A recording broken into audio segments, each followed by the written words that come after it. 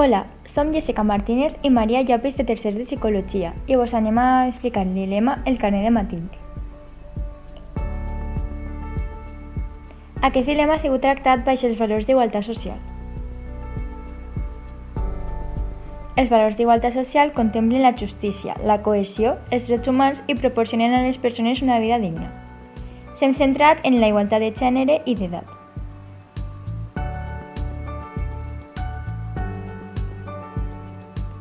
Aquestes són les referències bibliogràfiques d'on hem extret la informació per al nostre treball.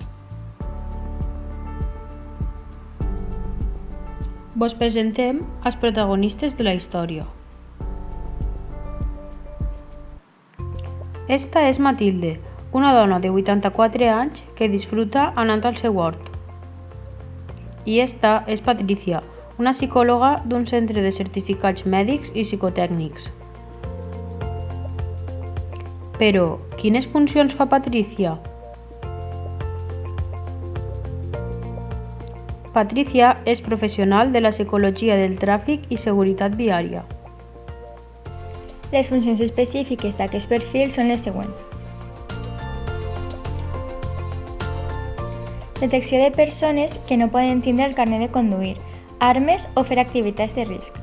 A més, també es detecten persones amb propensió a major accidentabilitat. Es fa un reconeixement psicològic per l'obtenció i la renovació de permisos de conduir, permisos per la tinença d'armes i activitats de risc. I també es fa un reconeixement específic de persones amb patologies físiques que poden comportar conseqüències psicopatològiques.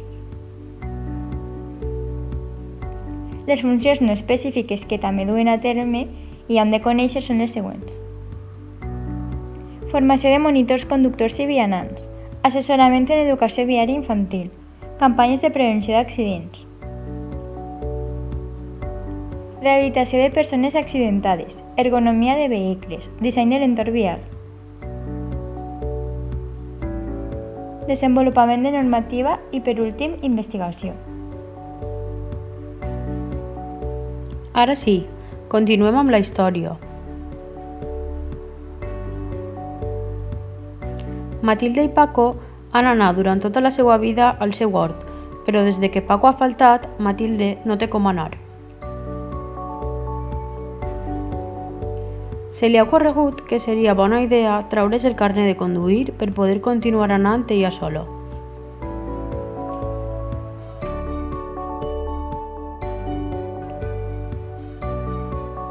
Però els seus fills no volen, ja que pensen que les persones majors ja no estan per a conduir i que a més és dona, cosa que suposa un perill. Amb això, un d'ells intenta convèncer a Patricia per a que no li doni les proves com a aptes.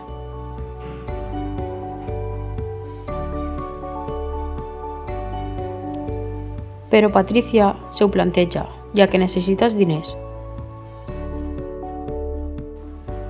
Al dia següent, Matilde acudeix a la clínica de Patricia.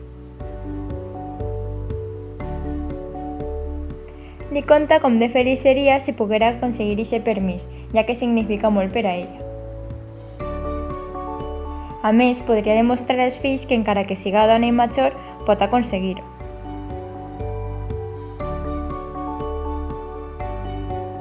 Ja que aquests insisteixen en que hauria de centrar-se en cuidar els seus nets i deixar-se de tonteries.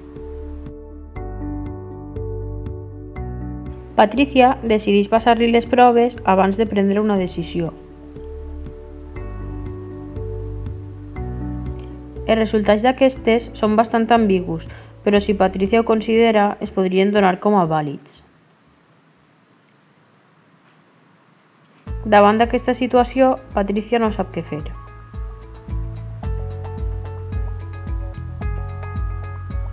Per tant, baralla les següents opcions. Opció A. Donar les proves com a vàlides per tal que Matilde puga ser feliç en el seu hort.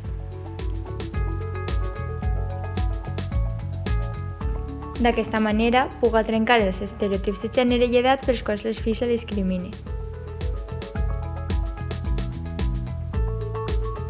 i, a més, rebre ella una remuneració a llarg termini.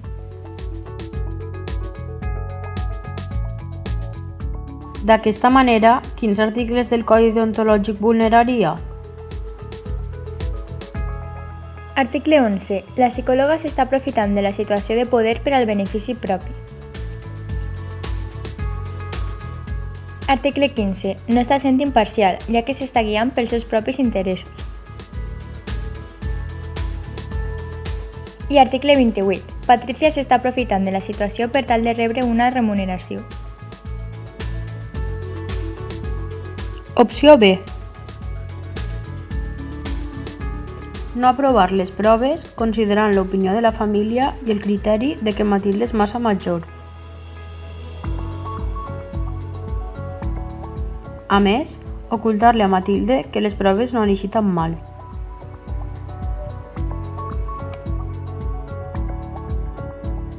D'aquesta manera, quins articles estaria vulnerant?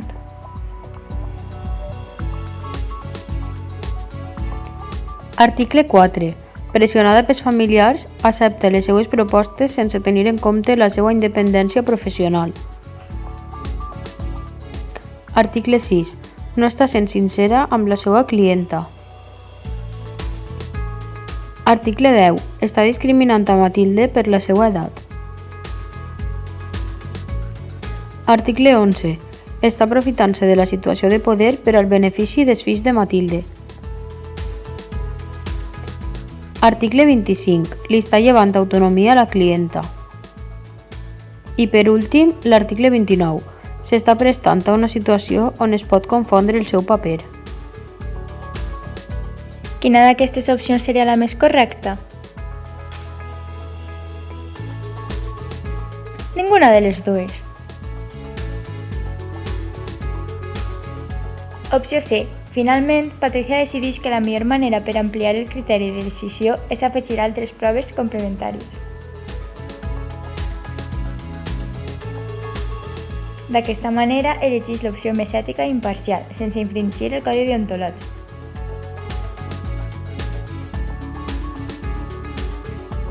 Amb aquesta opció s'estan fomentant els següents objectius del desenvolupament sostenible.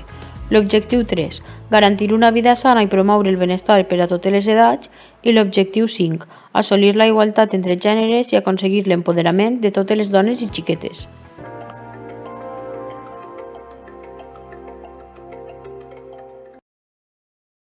Trini sale de la autoescuela donde hace poco se ha sacado el carnet de conducir. No sería noticia si no fuera porque tiene 84 años. Su marido era el que conducía, pero se quedó viuda. Vivo en una urbanización a 3 kilómetros del pueblo y necesitaba un medio de poder salir de mi casa. Quería ser libre y no depender de sus vecinos para moverse. Se ha sacado un carné AM limitado. Solo puede circular con un cuadriciclo ligero a 45 km por hora y por su pueblo, Alchinet, en Valencia. La saqué a la primera y sin falta. Me siento una mujer que ha hecho lo que le hacía falta. Y pienso que no hay que tener miedo de hacer una cosa. Su profesor de autoescuela dice que ha sido buena alumna y que suple la pérdida de reflejos de la edad circulando despacio. Se ha aprendido sin problemas los recorridos que necesita hacer.